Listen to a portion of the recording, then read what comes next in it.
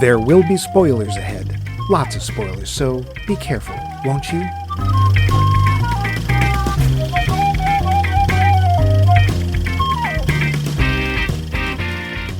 From the mists of legendary, in a land before time, back before the words of humans were recorded in shaky scratches on stone or wood, when things were rotten, in a kingdom of violence and death, as blood flowed like molasses of mystery, far past the knowing of knowing, it was foretold that one day would come a greasy man of sinew, golden tan, and flowing wig. At his side would be two thieving furred noodles. Behind him, a great cat would prowl, his fur unnaturally tainted with paint of spray. And above him would circle an eagle that too was well acquainted with pigments dark. Lo, he would stride through the desert with great purpose, the seriousness of his task heavy on his brow. And what great quest drove this young, muscled warrior? Max Mike Movies! This would normally... Wow, that's uncanny. Is it? This would normally be the end of our series because I want to and you're going to like it. But the heck with that. We're extending ourselves for you. Yeah. The Beastmaster is indeed our film this week, starring Marc Singer, Tanya Roberts, and some dyed animals. But who stars in this mess? That one over there, shaking his staff to the great god Arr, is Max Arr wants your children Levine. What say you, Max? Arr, mateys, I be a pirate god. Arr. Apparently, yes. Yes. And you shall be ripped in two and torn apart. See what I did there? See what you did there. I don't like it. Did I mention R? Twice. And me, I'm the Podo to his Kodo, Mike. I have the Katakis! Loose. Beastmaster is indeed a big motion picture, but before we get to that, we're going to get to the... Poll question. Last week, all we wanted to know was, what singer or band that hasn't had a non-concert movie made with them deserves one? Here's what y'all had to say. On Facebook, Regan McStravick was first with, quote, Tom Lehrer, end quote. Ooh, good choice. Thanks, Regan. Although I have this feeling he would not want to do it. He probably wouldn't, but he's dead now, so he can't say anything. Yeah, I know. Dave wrote us, quote, I suppose nobody will ever outdo Head for a non-concert band movie. Heh. See our entire episode on Head. On a more serious note, I like historical dramas, so if one were to do a period piece about Bessie Smith or Cole Porter, that might be fun. Hey, how about, what was her name? Ma Rainey? Ma Rainey's Black Bottom. That's close. Yeah. So, yeah. See our entire episode on Ma Rainey's Black Bottom. Yeah. On the Japan side of things, Tantan Tanaki is my favorite Japanese band's non-concert movie. It is nominally about the Checkers, but actually they are a group of Tanaki masquerading as pop stars, end quote. I've seen Tantan Tanaki, and it is indeed fun and weird. Confusing, yeah. But... Thanks, Dave. Steve Kellner responded to Dave, quote, already a Cole Porter story, though it has a heterosexual love story built in, so we definitely need a new one, end quote. I did not know that Cole Porter was gay. Taking a brief look into his life, I agree. He does need a good movie. Thanks, Steve. How's that go? Yes. Gay. But I can say that because Max is Jewish. Richard Tatum offered, quote, Thomas Dolby, end quote. Sorry, couldn't hear you. Noise reduced. Thanks, Richard. Sorry, I couldn't hear that. I can't see it either because apparently I've been blinded by science. Yeah. Derek Steele said, quote, I have 3 things to say. It is bizarre to me that a movie was made about a Neil Diamond impersonator versus Neil himself. Haven't seen it, but there must be something compelling about that guy's story. 2, B.B. King comes to mind, but apparently it is in production. 3, oh, cool. Not a specific person, but would be curious to see a story telling how player pianos were pivotal in copyright law and music publishing, explicitly in mechanical rights. Look it up. Fascinating stuff, end quote. Huh. That last one sounds interesting, even if player pianos are notoriously bad actors. Thank you, Derek. Charles Forsyth answered, quote, a movie set in the Gwar universe would be fun, end quote. Might be, but so far their only appearance I know of is in Empire Records, Sierra entire episode, blah, blah, blah, blah, blah. Well, they've also got their video, The Cuttlefish of Cthulhu. Oh, and the one problem, of course, is with Gwar is, if you approach the stage, you will die. Thank you, Eddie. Over to the feedback. We have a letter from Bill O'Lading. Max? Bill O'Lading. And he sent us, quote, hello, gorgeous. Oh, thank you. Few artists embody raw ambition and transformative talent the way Barbra Streisand does. I'd like to nominate her. I'd focus on the month leading up to her 1964 Broadway debut in Funny Girl. It'd be the perfect biopic lens. At that moment, she was not yet an icon. She was a young Jewish woman from Bushwick, defying conventional beauty standards, battling critics who said she wasn't leading lady material in the middle of a tumultuous marriage to Elliot Gould? Yeah, believe it or not. I don't. And carrying the weight of a major production on untested shoulders. And what a performance! It catapulted her into immortality. I'd love to see that on screen. Runner-up, Madonna. A biopic has been in the works for a while, but forever delayed because Madonna is just that, extra. I don't particularly like Madonna as a person, but a biopic featuring her early days in Detroit, moved to New York, and her scratching and biting to get into show business has a lot of potential. Branching out, I'd also like to see more versions of A Star is Born. It's never too soon for number 5, 6, 7. I'd like to see a gender reversal where a young up-and-coming male singer is brought into the limelight by a troubled, fading female star. For a long while, be a different too. Yeah. Sure. For a long while, they were seeking to feature Beyoncé in A Star is Born. After almost a decade of scheduling problems, she publicly walked away from the project, resulting in Lady Gaga Bradley Cooper's version being pursued. Or a complete switcheroo and have them both be lesbians or both gay men. Some fables only grow stronger through multiple retellings, end quote. Wow. Another version of A Star is Born. You know, let's put Weird Al in it, then I might watch it. Thanks, Bill. Always love your missives. I would definitely see that with Weird Al and some up-and-coming accordion player. Yeah, maybe we need another film version of State Fair, because it's been a while for that, too. There's at least 2 of those, maybe 3. Moving to the hot. We have our pal Doris. Max, are you ready for the steam?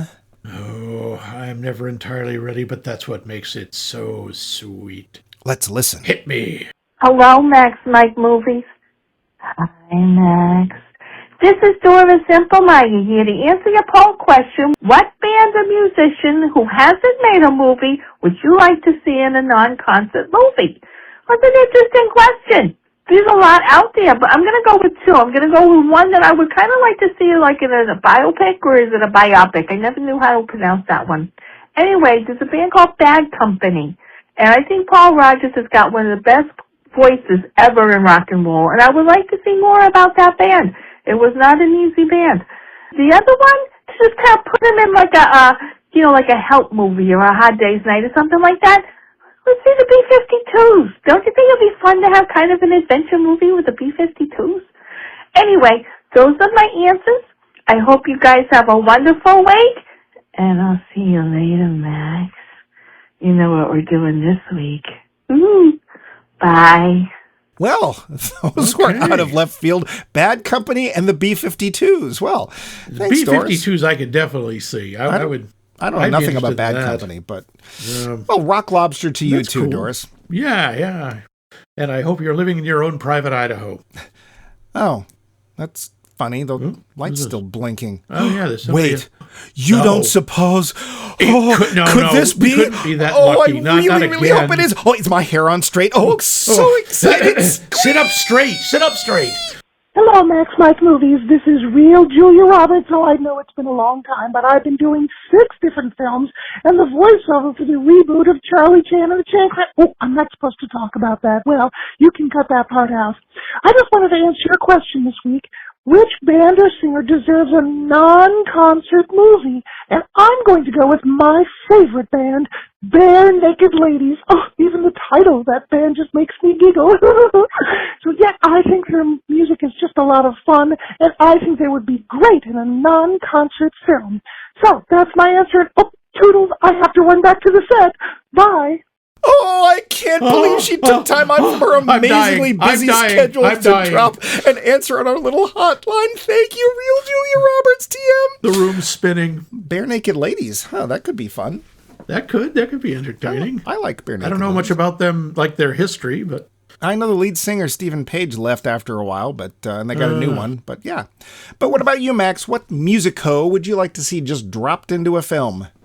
I'd like to see They Might Be Giants. I think they could be a lot of fun. As far as like people who should have movies made about them, I got to agree with the Tom Lehrer one. I would love to see a movie about his life. Although, admittedly, I don't think it's very dramatic. No, I mean, he taught mathematics at Harvard. Yeah, and then out, so I think at Caltech. I'm not sure. It would have to end up being a film like The Aviator, where it's like, he's doing the music, he's funny, and then we get to like 1960 whatever, where a psychiatrist said, you know what is happening is you're getting depressed because you're writing all these songs. You should stop doing that, and then the movie ends. Something like that. Yeah. He stopped writing because he said political satire became obsolete when Henry Kissinger was awarded the Nobel Peace Prize. Yeah. Yeah. So. Yeah, but interesting question. No, They Might Be Giants. I'd love to see that. Okay. And what about you, Mike, if that really is your name? I mean, if we originally weren't talking biopics, we were talking about like literally the band shows up like, I don't know, the Ramones in Rock and Roll High School, something like that. Yep. I am a real fan of Billie Eilish. I think she's really interesting, and I think she might be really fun. Sure. Also, if you want, what I'm guessing is a very nice, neat, organized band to show up, the Decemberists might be fun. That's right. Such a weird That's right. band. A hotel room trashed by the Decemberists. Toilet paper neatly folded. Beds made. Yeah. Everybody nice. Generous, but not arrogant tip. Everybody in bed at 9. Yeah. But going back to our show and the film, The Blues Brothers, people like Lightnin' Hopkins, Muddy Waters, or Aretha Franklin, just... Oh, Aretha, yes. Yeah. But there's so many people I would like to just see show up and basically do their thing and grind that movie to a halt where everyone just goes, oh yeah, talent. You know? Well, of course, we do have Catalina Caper and Little Richard. Yeah, we have that. We have that. We'll always have that. Just like that rash we can't get rid of. Yeah. Leave my rash out of this. Yes. Well, that was an excellent question, Max. Thank you for posing it. Oh, sure. And thank you all for answering it. What I would like to know is, what is your favorite fantasy film? Swords and sorcerers, witches, knights, dragons, dungeons. Which movie of the genre really turns you on? Correspond with us in the usual ways, which we'll go through at the end of the show. But for now, back to Beastmaster. Beastmaster! The facts. Budget, $9 million.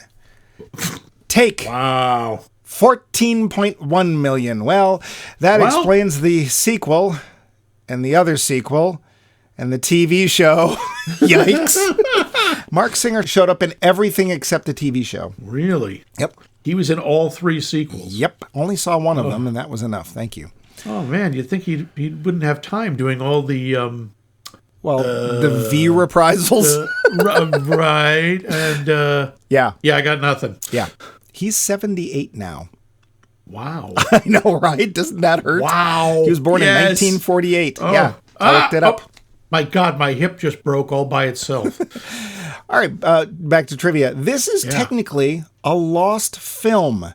The original negative, instead of being safely stored in some kind of preservation facility, was stored in someone's house, which was then sold and, well, ask the ferrets. They know where the film cans are.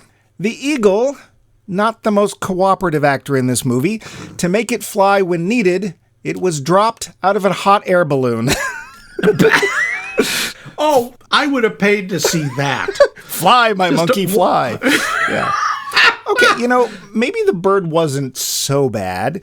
When they were just starting to film the scenes with the bear, It broke loose, turned on its handler, and sent him to the hospital. Oh, geez. Once they finally got the bear under control, they turned to the kid playing young Dar and said, "Okay, we're ready to film your scenes now." Mom! Yeah. Okay. Bears. The bear. How many tigers does it take to play one tiger on screen? I don't 4. know, how many? 4. They had to have 4 tigers on set. Yep. And how many ferrets to play 2 ferrets? I'm going to go with 8. 25. Dear gods, that's a lot of noodles. That's a lot of oh my God, the place must have smelled wonderful. Well, apparently the big problem is you can't train ferrets, but you can coax them with food. So that's the best you can hope for. Yeah. Yeah, how do you make them fly? I want to know how you make a ferret jump 6 feet in the air. You fling her. Yeah. The first time Marc Singer and John Amos saw each other in costume, they burst out laughing. Yes, clearly they come from a time before pants. Well, Mark called it his hula skirt, but there you go. Director Don Coscarelli caught the attention of one Dino De Laurentiis with this film. Dino offered him the chair to direct Conan. Coscarelli turned it down because he thought the script was bad. Bastion of taste, ouch. Don Coscarelli. When Don Coscarelli says your script is bad, When Don Coscarelli talks, people listen. It is a well-known fact that this movie influenced the formation of 2 of the earliest cable stations, TBS, whose initials represent the Beastmaster station, and HBO, which represents Hey, Beastmaster's on, is totally true, and thank you, Dennis Miller. You're making that up. Yeah. No, but Dennis Miller did. Yes, it's true. They dyed a tiger for this movie. Well, 4 of them. Why? How'd you like that job? Is anybody's guess. To piss off Marc Singer, Tanya Roberts would flirt with young Josh Millard, who played Dar's younger brother, Tal. Ew. That's not, I feel funny. Apparently... Was he like 14? Something like, Josh apparently didn't mind. I'll bet Because he did. he was, quote, interested in girls at that time. Yes, future playmate, God. Tanya Creepy. Roberts. Yeah. Speaking of Tanya Roberts, the role in this movie helped Tanya Roberts land her part in A View to a Kill. Gee, thanks. All together now. Stacy, look out, a blimp. And speaking of parts, Demi Moore almost got the role of Curie, but because of executive interference, she was tossed aside for Tanya. Good Bullet Lord. dodged. Yeah. Also, speaking of parts, when you can't get Klaus Kinski, you get the next best thing, Rip Torn. Wait, what? Yeah, that's what Werner Herzog always says. Yeah, if I cannot get Klaus Kinski, I get Rip Torn, yeah? Get me, Rip, you got to come make my movie. Our flawless impersonation of Werner Herzog. Yes. Flawless. It's for you, Vince. This movie was roughly based near a book of the same name by Andre Norton, but because it was so different, Andre asked that her name not be associated with the film. Always a sign of quality, starting with the letter K. And so much more. Max, do you know anything behind the scenes of this cinematic masterpiece before we get to the plot? Just a couple of things about Tanya Roberts, and no, I don't mean those couple of things. I mean, Are there any more things? Okay, go ahead. she, I believe, is the only one to have the distinction of being both a Charlie's Angel and a Bond girl. And I don't know if you notice, her eyes kind of change color a few times in this movie. You were looking at her eyes? Really? Well, sometimes they have a close-up, and that's all I can see. And they were very big. She wore sort of electric blue contact lenses for most of her career, but she couldn't wear them for very long. Oh. So that's why her eyes go from like to blue. Oh. Okay. Well, randomly. I think that really informs her acting ability. Oh, but we'll get Or to what that. now? Nothing. Let's get to that pesky old plot, shall we? Oh, do let's. Oh, come on. This is not nearly as bad as some of the other things I've had to do. Trust me. No, that's true. In the Somwen, there is an evil priest named Mayax. Oh, maybe we can get him for the show. And Mayax Mike movies? And Mayax, or Malox, is really into child sacrifices. He wants to sacrifice the king's unborn son to the god Ar, patron god of pirates, I guess, not least of which because there's a prophecy that the king's son will grow up to kill Mayax. Well, he can't have that. But the king banishes him. Before he's fully away, one of his witches transfers the unborn son to a cow. She takes the cow to a blue fire and is just about to do the dirty deed when along comes Carl Reiner to the rescue. He kills the witch and takes the baby to raise as his own in Logtown. Did it not look like Carl Reiner? Because it does. A little. Okay. So he takes the baby to raise as his own in Logtown. There, Dar grows up, though it seems he has an odd power. He can communicate with animals. Huh. Weird. Well, never mind. He grows up the rest of the way happily tilling fields. Suddenly, the Bat Humongous and his deadly Jun Raiders show up and kill everyone. Dar's dog drags him to safety and dies. Dar wakes up and is very sad, vowing vengeance on the nasty Juns. He goes off in search of them and comes across a passel of animal pals. There's Poto and Kodo the ferrets, Rao the tiger, and, no one named the eagle, huh? Well, the eagle! Then they run into chicken. Sure. Then they run into slave girl Kiri, and it's love at first sight. But she has to go back to the temple now. Sorry, no time for sex. Bye! Smitten, Dar follows and runs into new friends Seth and Tal, who, unbeknownst to Dar, are from his original hometown. Seth was a king's guard, and Tal is his half-brother and heir to the throne. If they could just get rid of the nasty Mayax and save the king. Well, with Dar's help, they plan to do just that. And save the king they do. But the king won't listen to reason, which comes from, Dar, and insists on attacking at dawn. Dar is sent away. The attack happens off screen, and the king loses. It's up to Dar and the menagerie a trois to take down the evil Mayax and save Kiri and become heroes. Which they do. Hooray! Everyone's safe, happy, and... Wait, Dar decides he doesn't want to be king, so just wanders off? Huh? The end. The film. You forgot the flying membrane. I did not forget them. There's too much. I'm leaving them out, and we'll come back to why I left them out. So, yeah. Okay. You mean Batman? Okay. I wouldn't even go with Bat. They look like, hi, we wandered over from an H.P. Lovecraft movie. I guess, but anyway. Let's, first question. And I think I know the answer to this, but I'm not positive. Max, did you see this in the theater? No. Oh, you weren't with us. I never did. I first saw it on videotape. I saw it with our friend Dan, among other people. Okay. Did we have fun? I'll bet. Oh, that's right, because you would have been in college at the time. That's right. Yep. Well, I did see it in the theater, and, hey, Beastmaster's on. But let's get to the cast, shall we? Because, let us. Marc Singer. Ah, yes. Marc of the piercing blue eyes and forgettable voice. And pecks of tan.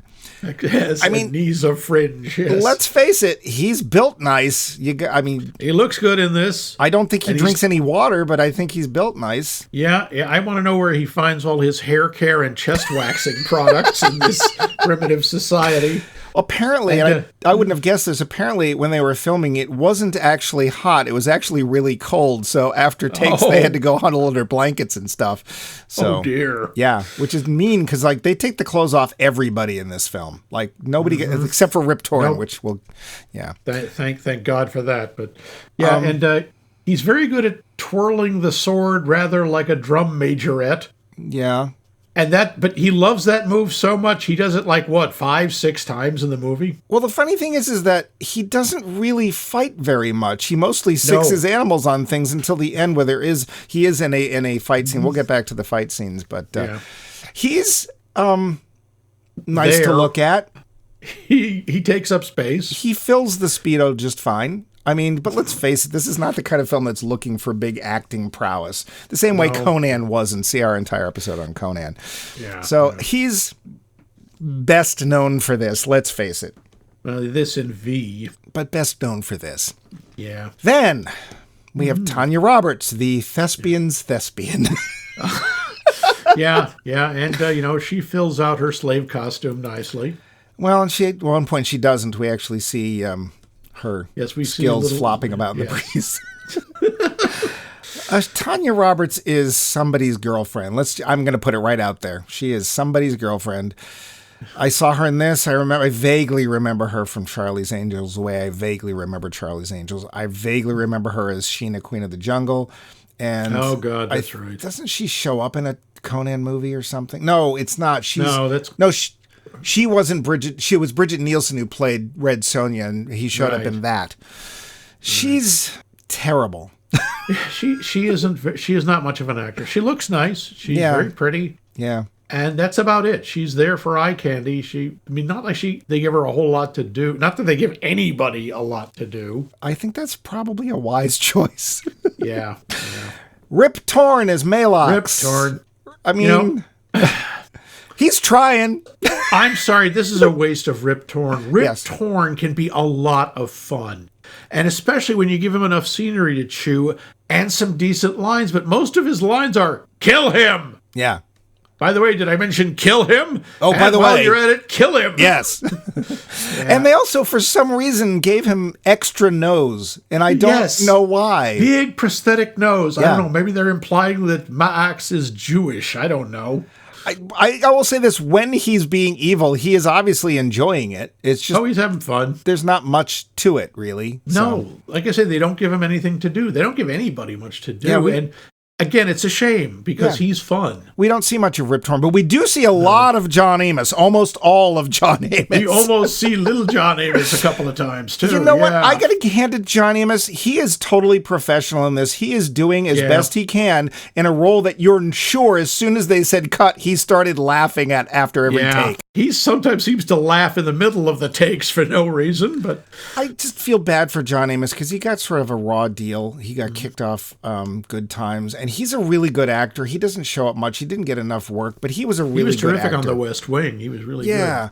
So, here's John Amos doing his John Amos thing, and sure, good for him. Mm-hmm. Joshua Milrad as Tal, who we also see way too much of. Could you please give they would invent pants. Yeah, that's uncomfortable. I don't need to see anybody that much of anybody that young. But I guess he's dressed as everyone else, so he's fine. He apparently won some sort of award for that portrayal, but whatever. Really? Young Actors Award. Yeah, okay. Sure. Rod Loomis as Zed. Sure. He's barely there and dubbed. He has like 8 lines. We have Billy Jane, who actually became an actor after this, playing Young Dar, who is there for 10 seconds. He's fine. Young Dar. And then there's people and stuff, and who cares? there's random various other people. Being the Skull Witches, the sexy Skull Witches, because they are sexy Skull Witches. They were basically the Butterface Witches. Butterface? You never heard that term? No. Everything's hot, Butterface. Oh, okay. Wow. They were kind of melty. Yeah, basically, these are women who are very clearly like models or centerfolds with a lot of latex smacked on their face. I just couldn't figure out why. I don't know. Can't be 3 sexy witches and be pretty? I also don't get, every time they die, they cackle, and one of them turns into the Holy Ghost.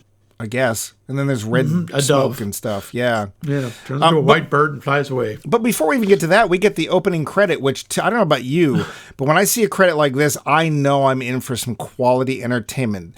Leisure Investment Company. We love their films. Yeah, that just screams quality. As soon as I saw that, it's like, suits with big lapels and bright colors. Okay. Why don't you just call it tax write-off cinema? Also, did the theme song remind you of anything? It reminded me of every 80s fantasy movie. Or, more particularly, the theme to Battlestar Galactica. No, because it sounds, and I went to look, it's not the same guy, and there's no mention about, any kind of lawsuit or anything, but dear gods, it's exactly the same thing. And during the opening credits, what do we get? Images that look like bad animal selfies. Yeah. Like literally out of focus, or like they're about to do something, but it's, It looks like some of the stuff from Day of the Animals. Yeah. It makes no sense. Yeah. We open up and we see that we have Mayax, and he's got his sexy skull witches, and they're all telling him, hey, boss, just so you know, it is a prophecy, and it looks like the king's unborn son. You gotta do something about that. And you're as doomed can be. Yeah, and just as they're gonna do something about that, well, the king pops in. And he goes, basically, you better not. No, that's very bad. You want to kill my unborn son? So you leave. Not, we're going to execute you. You're banished. And then, what does Malox do? Malox shows how bad and powerful he is. He gives a sidelong glances to two of his robed priests, who then hang themselves for reasons I don't quite understand. The Judean People's Front crack suicide squad. I guess. And then suddenly the king goes, yes, that's very bad. You need to go now. It's like, just kill him. Oh, right. Then we wouldn't have a story. Okay. We wouldn't have no picture. But also just the entrance of the king when his warriors stroll in. Yeah. I mean, it's supposed to be intimidating as these large, barely dressed barbarian types wander in and sort of stand there. You know, it's supposed to be an impressive, imposing entrance, and it's just like, okay, I found the little X on the ground where I'm supposed to stand. I'll just hang out here. Hey, Malox, the third-string football squad's here. There is a lot of meat in this movie, yeah. Really sets the tone for the movie. It's like they're not really even trying. And then we have a scene that has baffled me since 1982. So the last sneaky skull witch, sexy sneaky skull witch, stays behind as poor Rip Torn is shown out of the city by somebody pointing and saying, get out, I guess. And she sneaks an ox into the brings king and a friggin' cow into the king and queen's bedroom. Yeah. And I don't mean like she materializes. I mean, she walks in with a cow. Yeah. I can just, well, there's something you don't see every day, Chauncey. Oh, I don't know, Edgar. The worst part, too, is if you look through the bedroom door of the king and queen, you realize that apparently they live outside the wall because there is nothing there. There's nothing. Empty. But they bring the ox into the king and queen's bedroom. The sneaky, sexy skull witch pours Siloam lightstick fluid over their necks, which, okay, I can see this as being a spell or a potion, and it immobilizes them. And then she waves over the bloated belly of the queen, and we look over at the cow and we watch the belatexed cow's belly inflate. And you just have to sit there and go, Max, I'm going to have to need a grunkle stand. You look at the cow and you go, oh, come on! You look at the cow and you can practically hear as it inflates. Well, also, and I don't understand how cow uteri work, but my feeling is, oh, the kid's dead. Yeah, because the umbilical doesn't have anything to attach to. No. And kid's dead. Yeah. And suffocating. But so she sneaks the cow out of town. And I got to say, though, she goes to the woods where there's this really cool blue fire. And I'm not actually sure how they did it, but the blue fire is really cool. There are crystals. There are chemicals you can throw into fire to make it burn that color. Yeah, but it was a really big one. It was really cool. But apparently it has to be, they have to kill the unborn child. But apparently if it's born from a cow, it doesn't count. So sure. Yeah. And then Carl Reiner shows up. Born. And Carl Reiner saves the young baby, who's obviously not that young. Yep, because Carl Reiner's lucky he has the glaive with him. Or whatever that stupid thing is. And the worst part is there's this little montage when he's teaching his young son, Dar. I'm guessing he's like 10, 11 at this point. And he's teaching him how to use this thing. And basic Dar never uses it. It almost just never shows up. He just has a sword later in the movie. He kills a guard with it once. Yeah. But That's it's like, it looks like it's supposed to be a plot point, like, my father gave me this. Yeah, it's supposed to be like... But, no. And then, of course, that's when the bear shows up and the kid goes, I'm not doing this scene. But, of course, the bear shows up and suddenly Dar, great name for the kid, Dar. I guess it's based That's appropriate. On his look. He always has this look like Dar. I'm sure Carl turned to this village and goes, what? He looks like a Dar. And he's not wrong. He mind controls the bear, and they give us this wonderful quote where the father says, to touch a beast up here. Good, because you don't want to touch it down there, do you? No, you really don't. And then, next scene, Dar grows up blonde. I would like you to explain that to me, Max. He had almost black hair, and he grows up blonde. Could you tell me how that happens? He is from the clan of L'Oreal. Or Team Breck. Because he is worth it. I guess. In a scene very much like they will have in Conan, his entire village is killed and put to death and burned, and it's very, very sad. And then he goes and has some rock salt. By the way, have you noticed, I realize why he falls in love with Kiri instantly. There are almost no women in that town. There's like 2. Oh, one of them's like mom, I guess, or somebody's Not mom. his. Well, I guess not. I guess he doesn't have one. We don't really dwell there. We'll dwell other places later, and we'll get to the dwelling. Maybe they took the cow home with them, and that was mom, but... Well, apparently you can have human children, so why not? Oh, that's a good one. We're going to keep that cow. It has babies. Yeah. Okay. And Dar is off doing something in the fields where nothing is growing. It's grass. And he's hacking it. Grass. And then suddenly the bad guys. Jun horde. Yeah. Oh, I have to say, though, after he's dragged to safety by his dog, Crypto. His incredibly muscular dog, apparently. There are some immensely strong animals in this. We'll get to that. Oh, will we get to that? Yeah. But I got to say, he's not sad very long. As soon as he meets Kiri, he's like, "Oh, I made for TV, love you," and then However, we find out Dar's a rapist. That's great. Well, he doesn't actually rape her; he just sort of assaults her lightly. But it's funny. It's supposed to be funny. Yeah. Sorry, I have to leave. I don't have time to be mauled by you. No. And I have to run back to the temple, which we know where that is. It's the big pyramid thing, back where he originally came from. Dar doesn't go there, though. Dar goes off to the magic sack tree, because he has sudden onset bat people. Yeah. That's right. He meets an NPC with no lines who gets eaten. Yeah, and some more NPCs with no lines who eat people. So, Max, I don't usually ask this because I know you were not part of the production of this movie. I would like you to explain the bat people. No. I suppose that's a reasonable answer.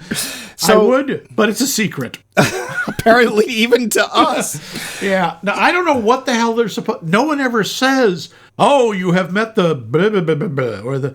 Yeah, they are these very tall, largely featureless guys with membrane wings attached to their arms. Yeah. Who wrap themselves around victims and dissolve them. Yeah. And they worship a murder chicken. Well, they've also got glowing sacks hanging from the trees, which I don't know what the significance of that was. Yeah, were they their eggs, or is that where they sleep? Or we don't know. We're never told. They're just sort of, "Hi, we have these costumes and this makeup. We're using them." Like, literally, he's just seen Kiri run off going, "I have to go to the temple and be executed now." And he's like, "Oh, that's real sad." And he looks at the top of a hill and is like, "Oh, there's a tree up there. I should probably go find out what that is." And then he gets there, and there's some poor guy who doesn't get to talk in a cage who's obviously being kept for dinner. And he lets the guy out who immediately gets eaten and dissolved. And the bat people are obviously going to eat Dar, too, because, there's a lot of meat on that there warrior. Yep. And luckily, Eagle, who doesn't get a name, shows up. And the bat people are literally, "Oh, you got a bird? Oh, we like you now."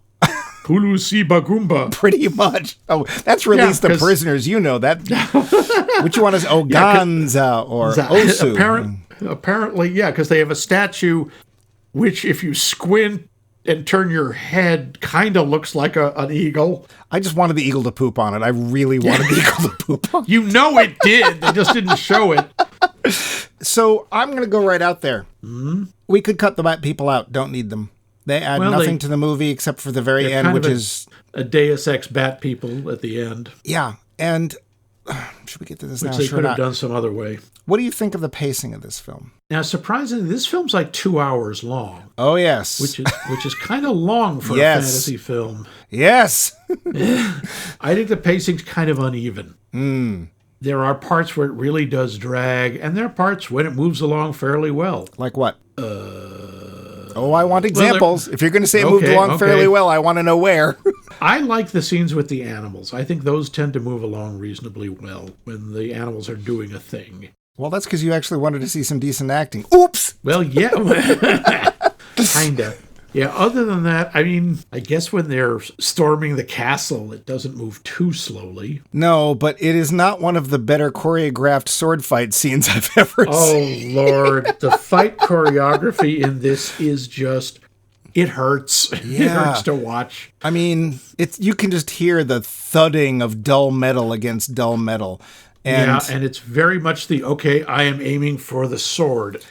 Yeah, I want to say that, and I saw this as a comment by Siskel and or Ebert, that it wasn't so much that it was bad, it was just too long and dull.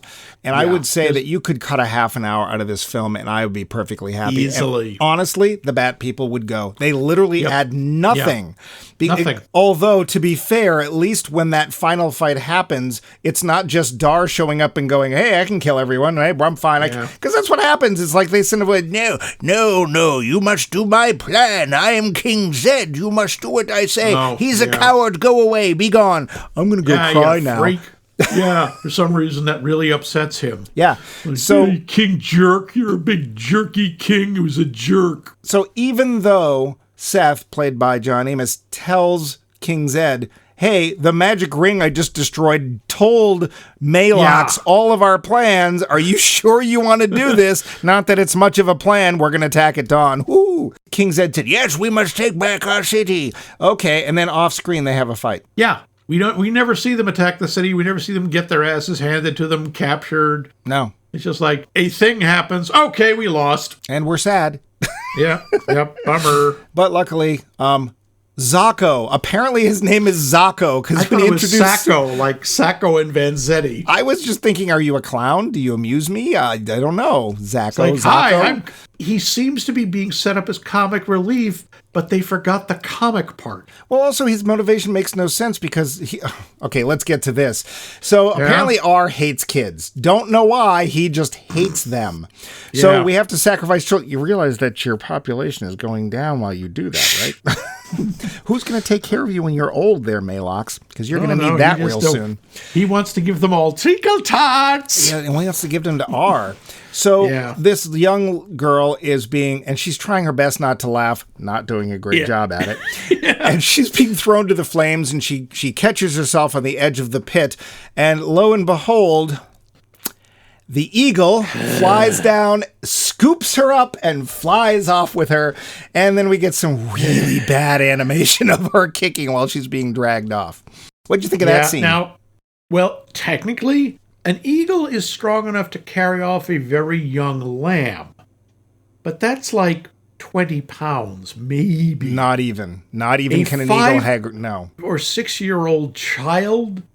No. No. Maybe it could have dragged her a little bit. Nope. I think it would have annoyed her. That's as far as it could go. I think it could have torn off a limb. They are very powerful birds. They just don't have the mass for it, and they don't have the thrust. Yeah. No. Yeah. So there is no way it could have picked her up. That's just ridiculous. But for whatever. So Dar sends his eagle friend Eagle to go. I'll call my furry friends. And then he shows up later that night under the cover of darkness and or dullness because how did he get back into town? Oh, that's right. We don't care. Yeah, it doesn't matter. So he shows back to Zacco's house and gives Zacco the kid. And Zacco says, oh, anything for you. Anything. Thank you for saving my child. And the next time he sees the ferrets, he's like, oh, why did it have to be you? Not now. Leave me alone. Oh, the troubles I have. I'm a coward. I don't want to help anymore because apparently I forgot that you saved my kid. Yeah. So whatever. But then, of course, once the child is saved, we have a wonderful quote from Malox who says, R wants this master of the beasts. And I wanted him to then say, this Beastmaster. Of course, that will come later. Master of baiters. Yeah, I mean, just come out and say it. Yeah. You know? Then we meet up with John Amos and what's his name? Josh Milrad in the woods. And that's when John Amos sends the guy from Midnight Oil down into the tiger pit. That's right. How can I sleep when my bed is burning? Yeah. I also have a question, Max. So Dar is in Aruk. That's the name of the town. I guess it's the symbol of the pyramids is a big A, I guess. I don't know. So why did he leave? I mean, isn't Kiri the person he's looking for what's the word, there. He forgot. He forgot she was there. So he leaves and runs into Seth and Tal. And then they're like, oh, yeah, by the way, that's my cousin, Kiri. We have to go rescue her. Where is she? A lot of inbreeding in this country. Well, we'll get to that, too. But so Beastmaster, of course, sends off his eagle to go looking for her. And she's off at some river somewhere to be taken. Way away from the city. So just be taken to be sacrificed over there. Yeah, because she's supposed to be. The sacrifice happens at the pyramid, which is in the middle of the city and the desert. No, well, no, Max. To be fair, it's in the middle of the model, but. Oh, excuse me. Yes, the city of Modelvania. Well, it's the little Beastmaster playset because it's so obvious it's a model too. Yes. So the distance in this make no sense. So they lead the sacrificial versions away to this river, and that somehow is that back entrance to the temple. Because then we get into there and we find out that Kiri is from an ancient sex of warriors. I can't even say it. Yeah, she's basically some sort of martial arts monk or. And I still love, there's a whole thing where she opens a secret door and disappears because she had to change clothes. Yeah, but what does she do? She puts on a belt. Yeah, that's it. She has to leave. It's a big dramatic thing, sneaking away. Oh, is she going to betray them? No. Wardrobe change. Yeah, and doesn't take them in to get some weapons or whatever, but whatever. No. How do you like to deal with those, I don't know, heavy metal dominatrices or... Basically, they have an army of the Gimp from Pulp Fiction. No. Those were the famous fetish knights. Have you not heard of them? the night of the fetisha, yeah. Well, seriously, it's like these big muscular guys putting into leather bikinis and these big, like, gauntlets and boots and stuff. And it's like, we know what's happening when the director yells cut, because... Yep. Oh, yeah. Dreaded fetish knights. Masks. Yeah. And you notice one of the ways they make them is they take a SETI eel and put it in their ear. Well, yeah, because, this is SETI Alpha 5. SETI Alpha 5. Yeah.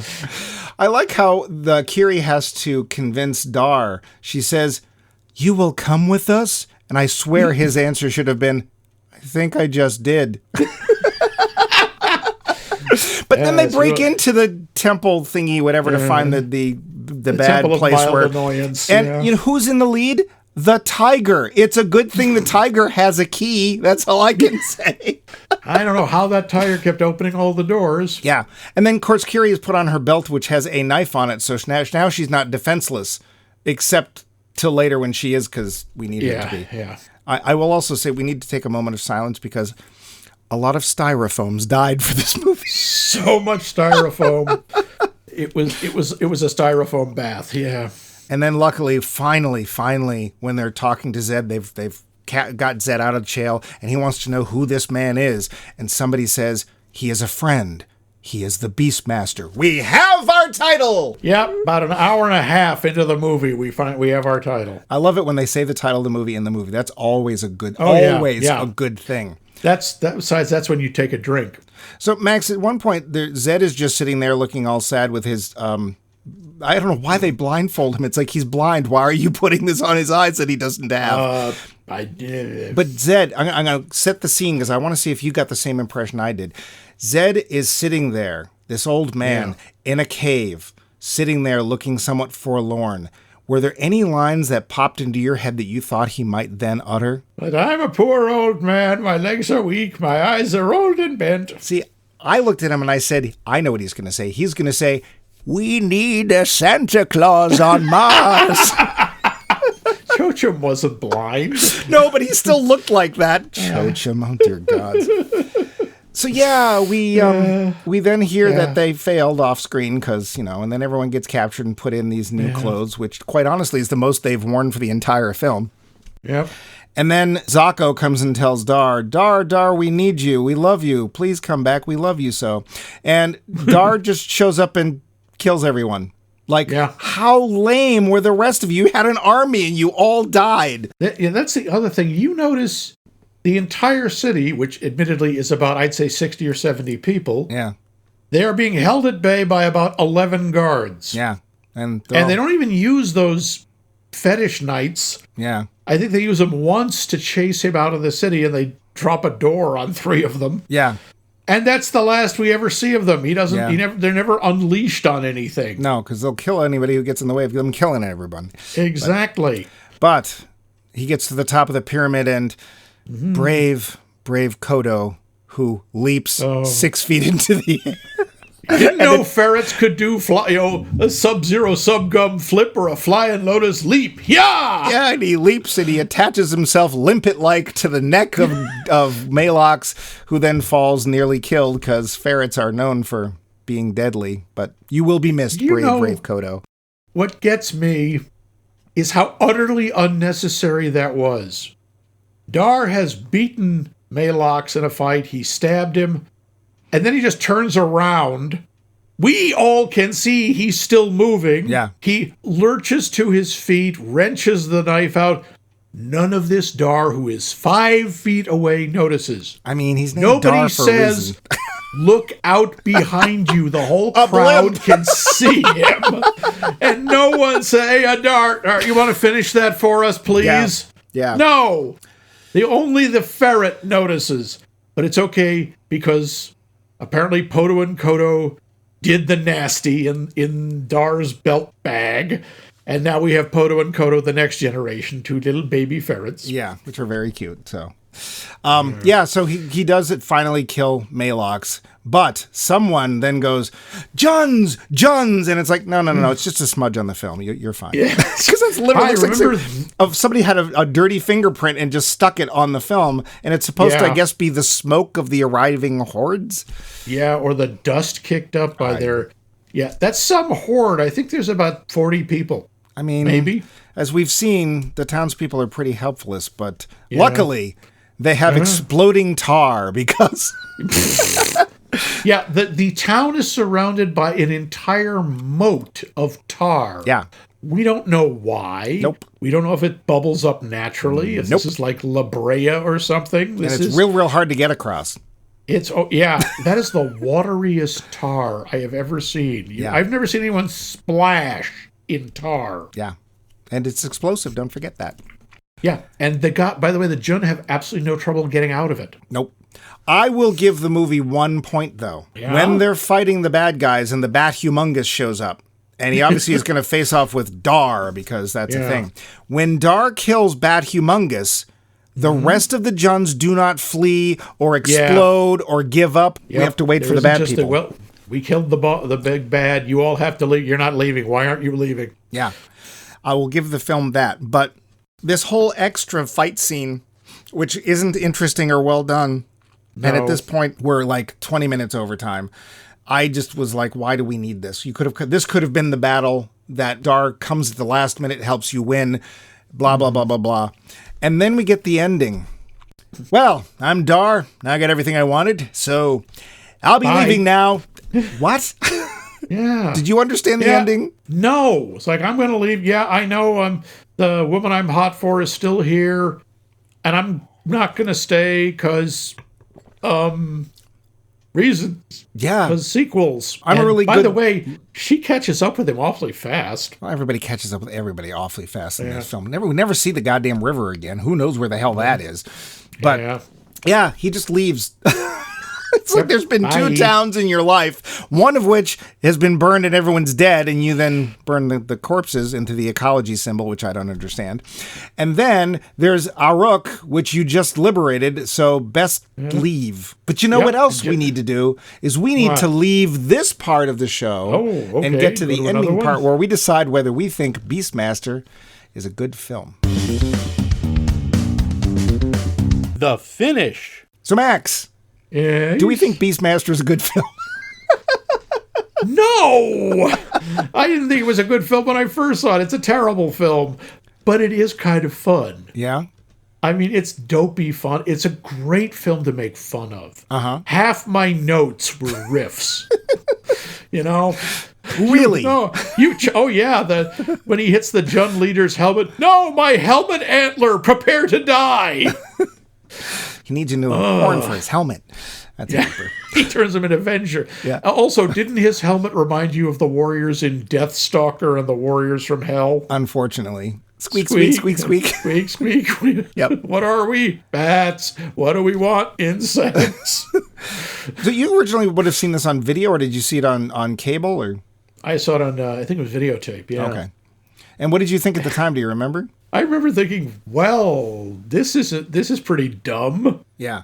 I mean, I think also at the time I was thinking, oh, Tanya Roberts is kind of hot.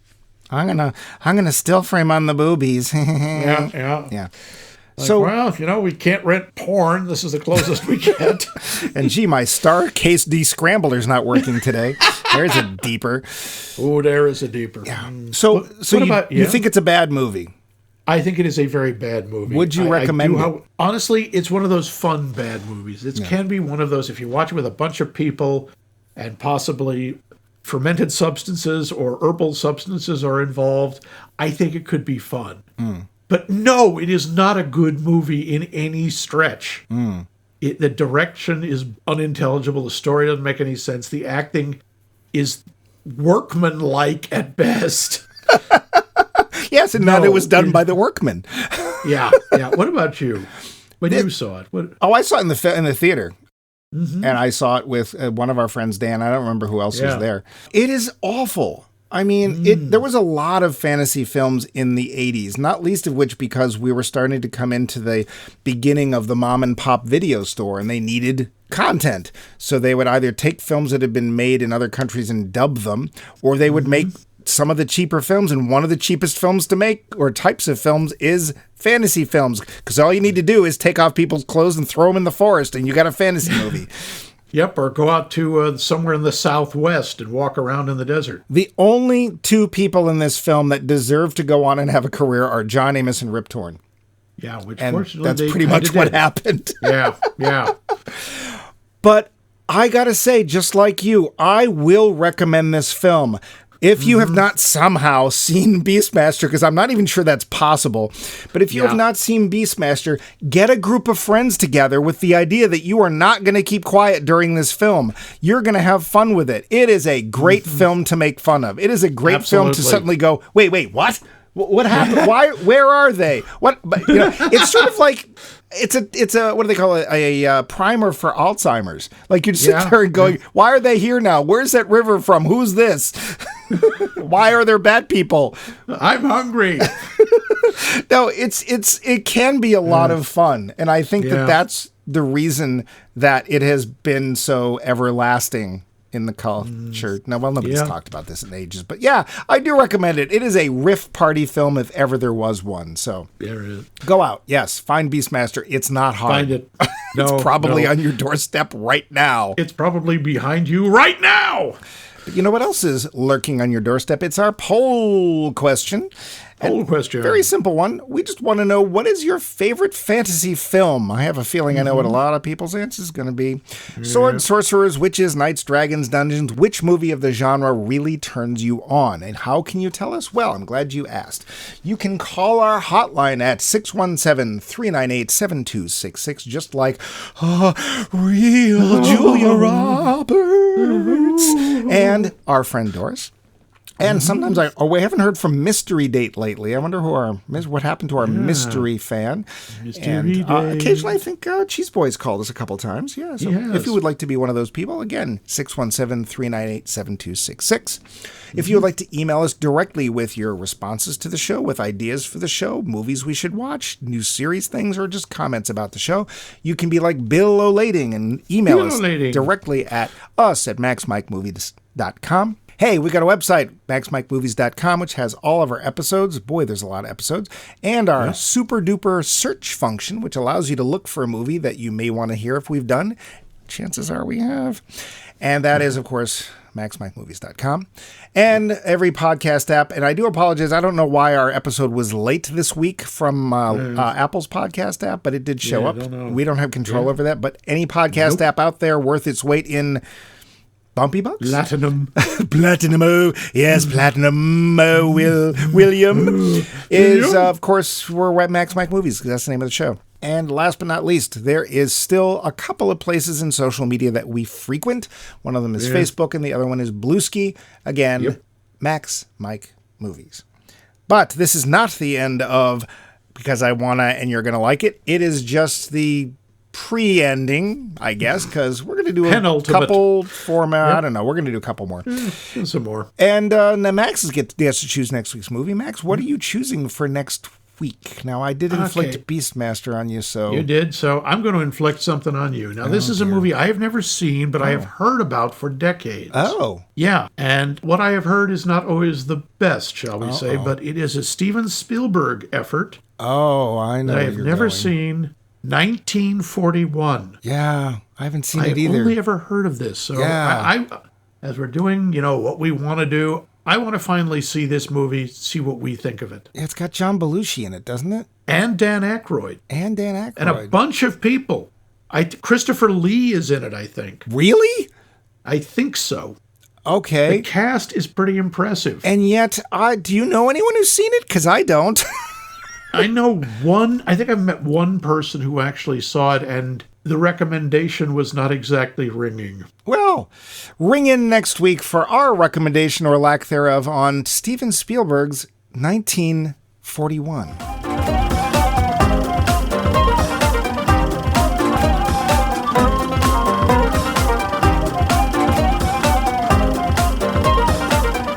This has been a co-production of The Voice of Max and The Movie Wrench.